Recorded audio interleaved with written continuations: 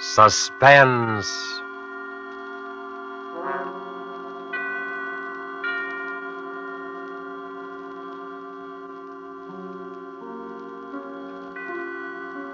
This is the Man in Black, here again to introduce Columbia's program, Suspense. Tonight from Hollywood, we bring you two of America's most artful and distinguished stars. From the Metro-Goldwyn-Mayer studios comes Mr. Robert Young, and from Warner Brothers, Miss Geraldine FITZGERALD. Mr. Young and Miss FITZGERALD are with us to play in an unusual tale by the unusual James Thurber. An excerpt from the book, My World and Welcome to It, called A Friend to Alexander, adapted for radio by Freya Howard, is tonight's study in Suspense.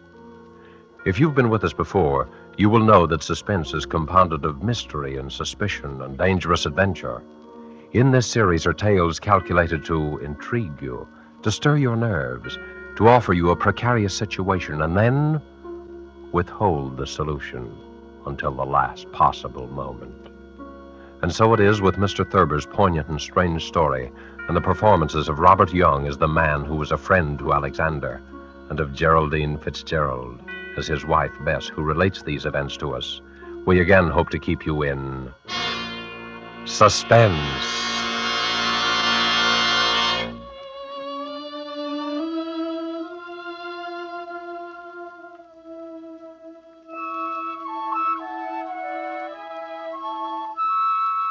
Harry was a laughing, happy-go-lucky fellow before he began to have those dreams. I guess he was pretty much like dozens of other men who go to work every morning, settle down in soft chairs with their newspapers after dinner, and like a weekend in the country now and then. He was fond of easy living and good times. Like everyone else, he talked of the war, rationing, tires, and his golf scores. Until those nightmares began to plague him. At first, I was amused. You know, I've been dreaming about Aaron Burr every night. What for? Well, how do I know what for? Aaron Burr's a funny person to be dreaming about nowadays. Why? I mean, with all the countries in the world at war with each other. What's so funny about dreaming? Maybe you're upset. Well, everybody dreams, don't they? I don't see why you'd see Aaron Burr in your dreams. Well, I do. Where do you see him? Oh, places. In Washington Square or Bowling Green or on Broadway. Even here on 55th Street? Mostly downtown. I'll be talking to a woman in a Victoria, a woman holding a white lace parasol. Oh. And suddenly there will be Aaron Burr, bowing and smiling and smelling like a carnation, telling his stories about France and getting off his insults. Who is the woman in the Victoria? What? The woman. Who is she? Well, how do I know? You know about people in dreams, don't you? They're nobody at all, or everybody. Ah, but you see Aaron Burr plainly enough, though. I mean, he isn't anybody or nobody, or everybody. All right. You have me there, but I don't know who the woman is. Are you sure? What's more, I don't care. Maybe it's Madame Jumel or Mittens Willett or a girl I knew in high school. Who's Mittens Willett? She was a famous New York actress in her day, 50 years ago or so. She's buried in an old cemetery on 2nd Avenue. I've seen the tombstone. That's very sad. Why is it? Oh, I mean, she probably died young. Almost all women did in those days. He's a vile, cynical cad. I was standing and talking to Alexander Hamilton when Burr stepped up and slapped him in the face. When I looked at Hamilton, who do you suppose it was? I don't know. Who? My brother, Walter, one I've told you about. The one who was killed by that drunk in the cemetery. Harry, I never could get that story straight. I've told you about it a dozen times. This drunk came up to him when his back was turned and... What was he doing in the cemetery? That's not the point. He was killed. That's what's important. And I loved him very much. I don't understand what... What's the use of telling you every time I mention it? You start asking the same questions. I understand now, dear. When you looked at Hamilton, he was your brother Walter. Yes. Harry, maybe we ought to go to the country for more weekends. Weekends? Yes. I'm going to bed.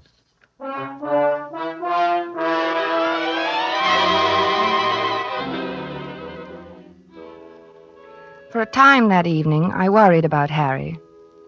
Not about his dream. Why shouldn't he dream? But I wondered about his health. He looked so worried somehow, so unlike himself. I was glad when he went to bed.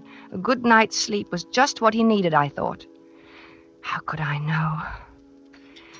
The next morning, we were quietly eating our grapefruit when Harry flung down his spoon. I wish he'd go back to France and stay there, him and his la-la. Who, dear?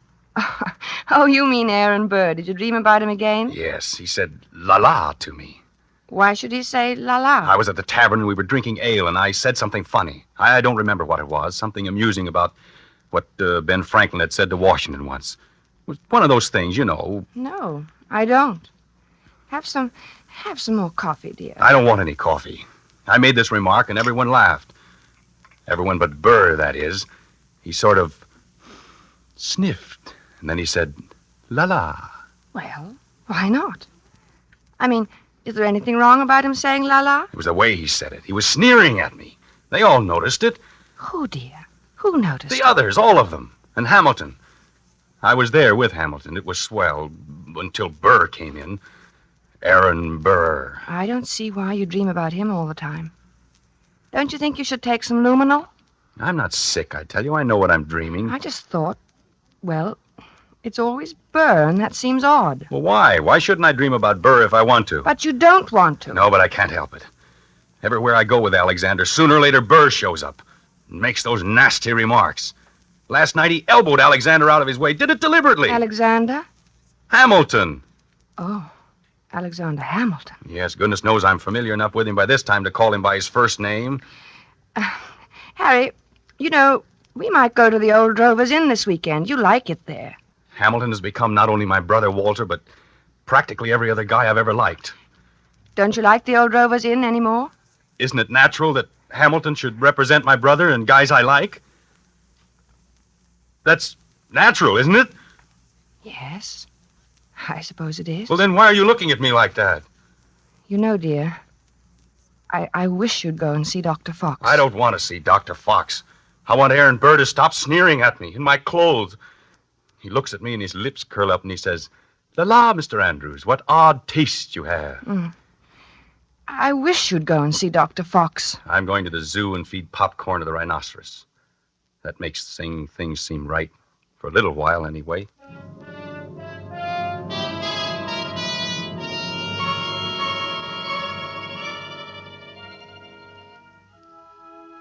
I thought he'd forgotten all about that ancient pistol duel, because for 2 days after that, he lost his haggard, tired look and actually seemed cheerful.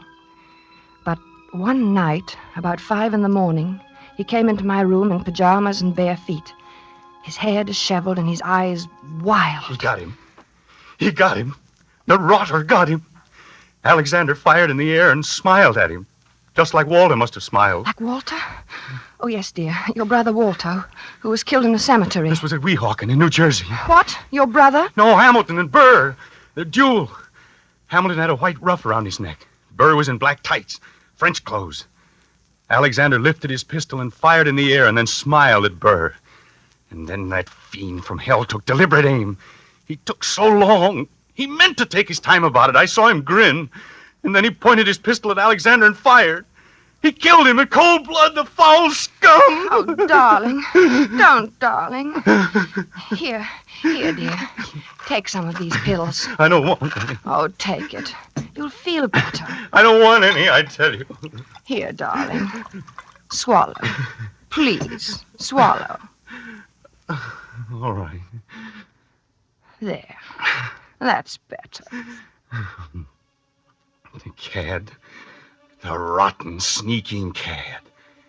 He grinned just as he fired. And Alexander clutched himself at the stomach.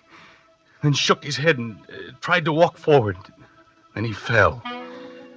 With his mouth open as though he wanted to say something. And Burr stood there, grinning.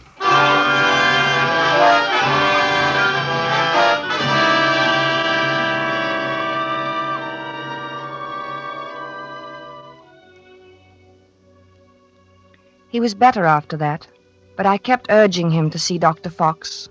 At first he refused, but later he decided to humor me. He was humoring me by this time, and Dr. Fox, too. How you been feeling, Doc? Oh, fairly well, Mr. Andrews. My pulse has been Now, just what seems to be the trouble? Nothing. Nothing wrong with me. He has nightmares. You look a little underweight.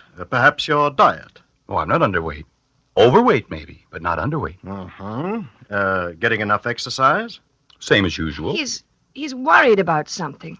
He always has this same dream. Aha, a dream, eh? What kind of a dream? Just a plain old dream. Aha. No, it isn't. It's about his brother Walter, who was killed in a cemetery by a drunken man. Only it isn't really about him. Really? Why, very few people are actually killed in cemeteries. It's an interesting coincidence, if I may say so. You mean you know somebody who was killed in a cemetery, too? Is that the coincidence? No, I meant your brother being killed in a cemetery.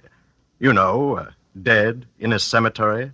A sort of, do you follow me? No. I think you should go see Dr. Fox, Dr. Fox. Interesting. Yes, very interesting.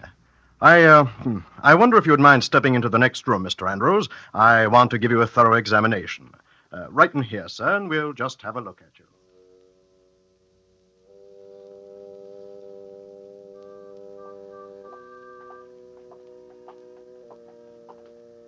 Well, I hope you're satisfied. You heard what he said. There's nothing the matter with me at all. I'm glad your heart is so fine. He said so, you know. He said your heart is fine. Sure, it's fine. My heart's fine. Everything's fine. And you know what I was thinking? No, what? I was just thinking that now that Alexander Hamilton is dead, why, you won't see any more of Aaron Burr. Yeah. Yeah, I guess you're right.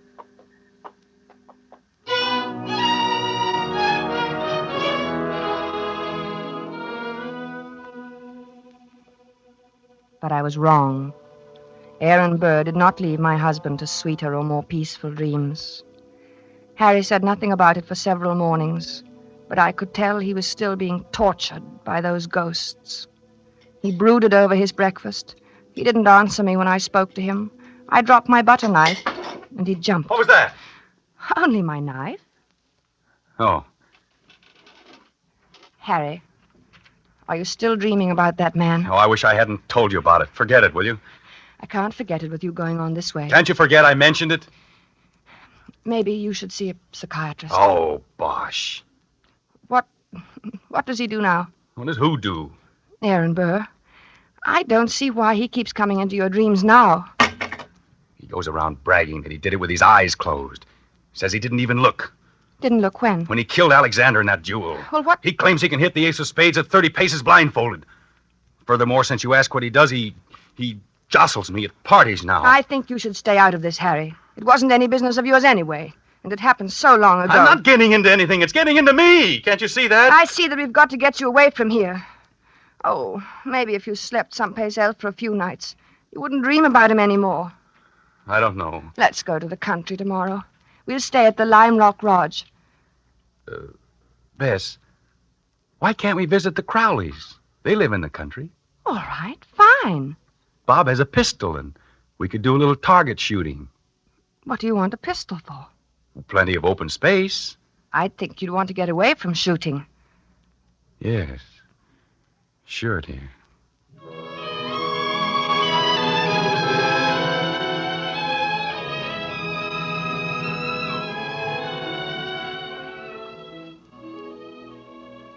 The vacation seemed a success at first.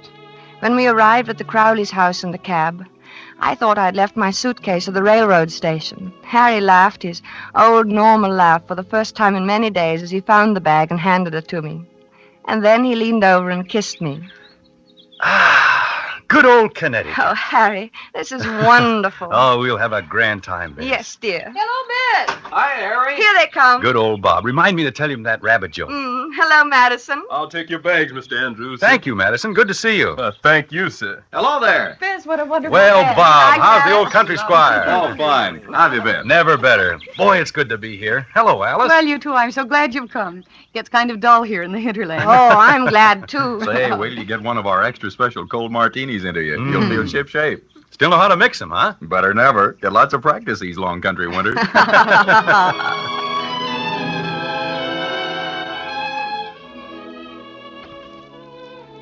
Oh, it was grand, seeing Harry's face relaxed and smiling over his cocktail glass. When I went to bed that night, I felt that at last that nasty old business of the dream was over, and I was happy. But when I woke the next morning, I saw my husband lying rigid on his back, staring at the ceiling. One Henry Andrews, an architect. What's the matter, dear? Nothing. Oh, why don't you go back to sleep, Harry? It's only 8 o'clock, and this is the country. One Henry Andrews, an architect. What are you talking That's about? what he calls me. Calls you who? One Henry Andrews, an architect. He keeps saying in his nasty little sneering voice, One Henry Andrews! Harry, please don't yell. You'll wake the whole house. It's early. People want to sleep. I'm beneath him. I'm just anybody. I'm a man in a gray suit. Be on your good behavior, my good man, he says to me.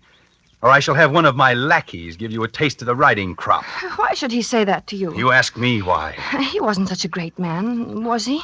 I mean, didn't he try to sell Louisiana to the French or something behind Washington's back? He was a traitor. Then why worry what he says? He was a scoundrel, but a very brilliant mind. I was in hopes you weren't going to dream about him anymore. I thought if we came up here... It's him or me. I can't stand this forever. Neither can I.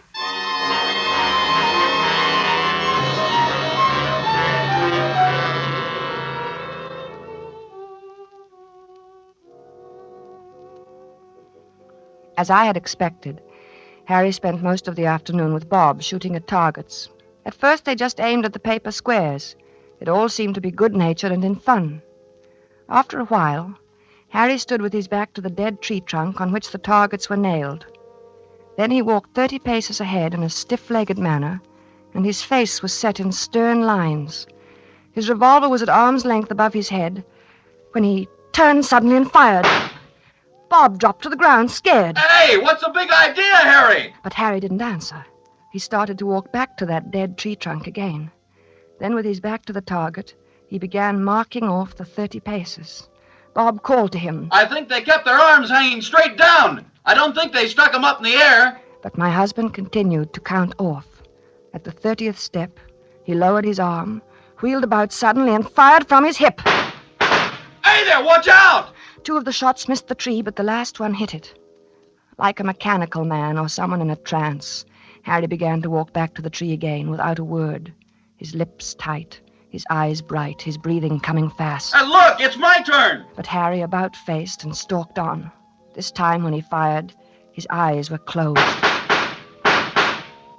Poor Bob didn't know what to make of this strange behavior. Hey, good heavens, man, give me that gun, will you? Without a protest, Harry let him have it. For the first time, he spoke. I need a lot more practice, I guess. Well, not with me standing around. Come on, let's get back to the house and shake up a drink. Gee, I've got the jumps. I need a lot more practice.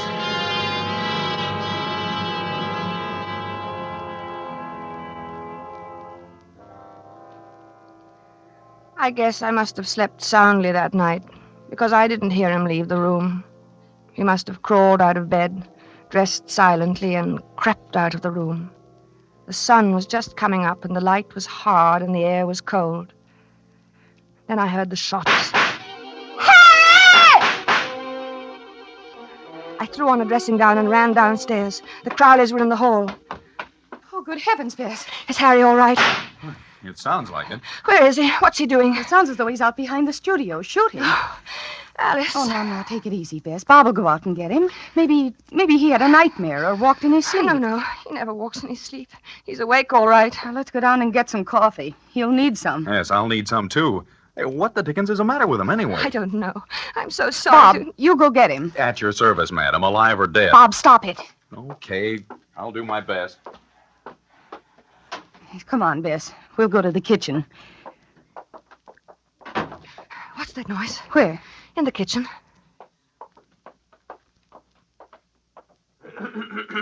Oh, it's you, Madison. Yes, ma'am. Well, you're shaking. I was just wondering, ma'am. No, it's all right, Madison. You go on back to bed. Clothita was scared, ma'am, and I thought... Well, you tell Clothita that it's all right. Mr. Andrews is shooting a little. He couldn't sleep. Yes, ma'am. Yes.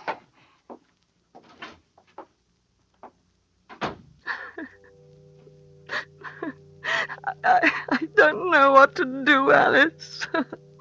I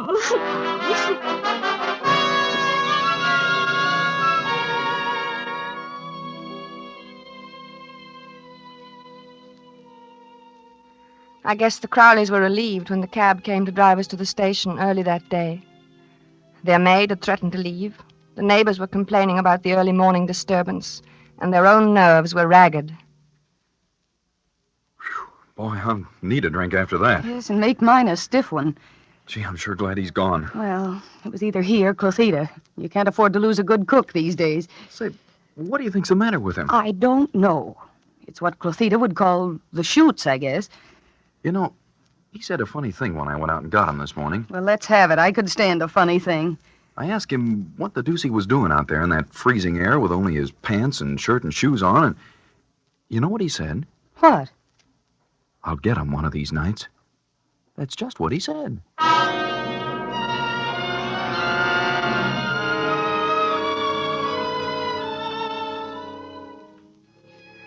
By this time, I was really frightened. When we returned to the city, Harry was a picture of gloom. Our first night back, I looked at him as he lay on the chaise longue in my bedroom in his blue dressing gown, smoking a cigarette. He was haggard and tired, and he kept biting his lower lip. I mixed a scotch and water nightcap for him. No, thanks. No liquor. I need a steady hand. Watch my hand. Does it tremble? No. Is it steady? Yes, very.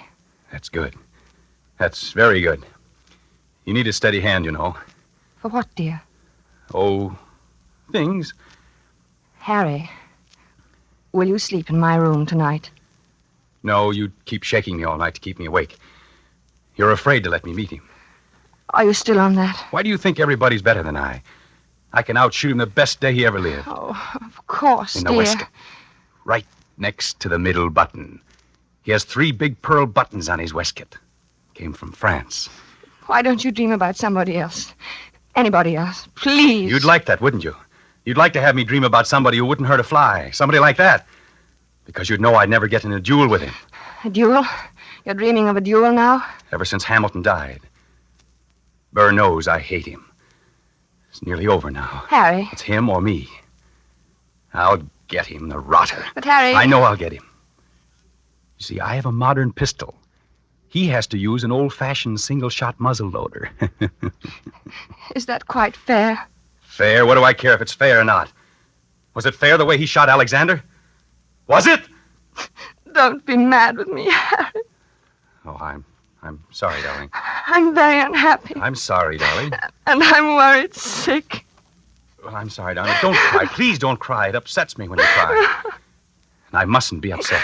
I must be very calm and rested. My hand must be steady tonight. Especially tonight. I'm so worried, Harry. Don't worry about me. I'll be all right. I'll be fine. My hand is like a rock.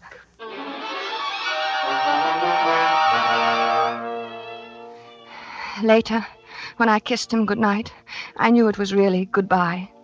He didn't say anything, and neither did I. It's just that he seemed so far away, in another world.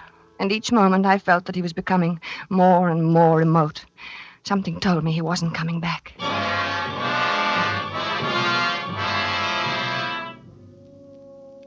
I couldn't sleep. After an hour of tossing and turning, I went to Harry's room. He was sleeping peacefully. I sat down in his chair and watched over him for a long while. Then, finally, I must have fallen asleep. A beautiful morning. It was about 5 a.m. when I awoke. Harry was talking in his sleep. Ah, yes, the doctor. Good of you to come, doctor. Yes, often misty at this hour. Harry. Are they loaded? Splendid. Harry, wake up. Yes, I'm perfectly ready. Is Mr. Burr? He is? Good. Shall we proceed? No, I do not care to make a statement. Very well. Yes, I understand perfectly. 10 paces. Turn and fire at the dropping of the handkerchief. Yes, 10 paces. Harry. Thank you for acting as my second, Mr. J.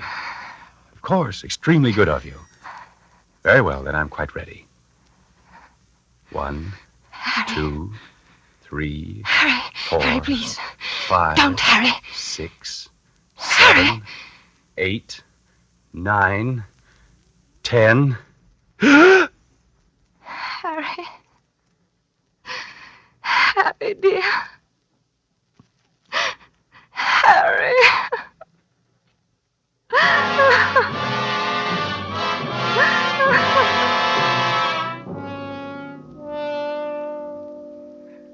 Dr. Fox was puzzled when he examined Harry the next morning. Extraordinary. His heart was as sound as a dollar when I saw him the other day. He seemed to be fine, Dr. Fox. I can't understand it. What? Why his heart stopped as if he'd been shot. Shot. Yes. Of course, there are no gunshot wounds and no... Shot. Now, Mrs. Andrews. That's it. Shot. No, you'll have to calm yourself. You can't help him now. I should have known it would happen.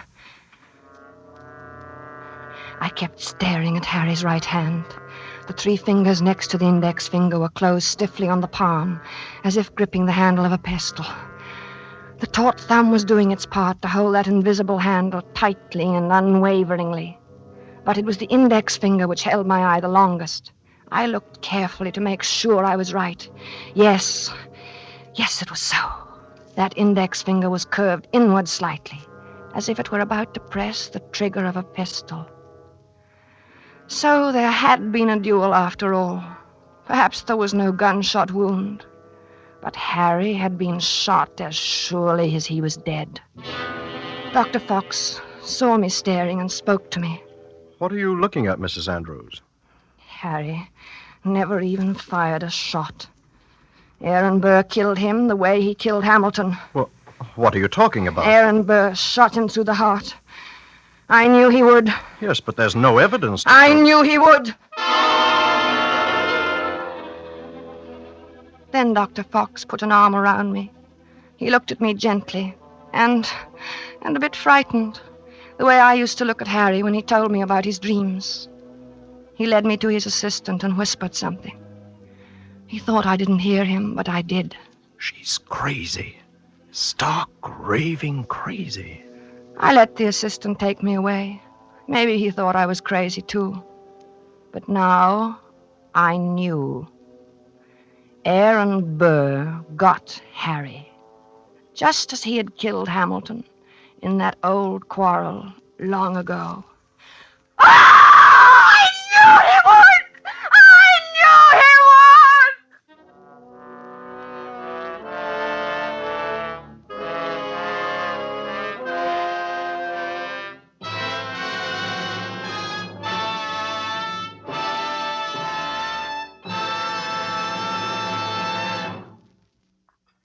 And so closes A Friend to Alexander, starring Robert Young and Geraldine FITZGERALD, the James Thurber story which was tonight's tale of Suspense. The producer of these broadcasts is William Spear, who with Robert Louis Cheon, guest director, Freya Howard, author, and Bernard Herrmann and Lucien Marowik, conductor and composer, collaborated in presenting A Friend to Alexander. Now CBS is pleased to announce that beginning August 17th at 10 to 10:30 Eastern Wartime, Mr. Robert Young, whom you've heard as star of tonight's Suspense, will begin a brand new CBS series entitled Passport for Hunter. Passport for Hunter will bring you each week the adventures of an American newspaper reporter among the people of the United Nations. Next week's broadcast will be written and directed by Norman Corwin, with music by Bernard Herrmann. And the star, as we have said, will be Robert Young. This is your narrator, the Man in Black, inviting you to be with us next week at this same time when, with Miss Agnes Moorehead and with a repeat performance by popular request of the play called Sorry, Wrong Number, we again hope to keep you in suspense. This is CBS, the Columbia Broadcasting System.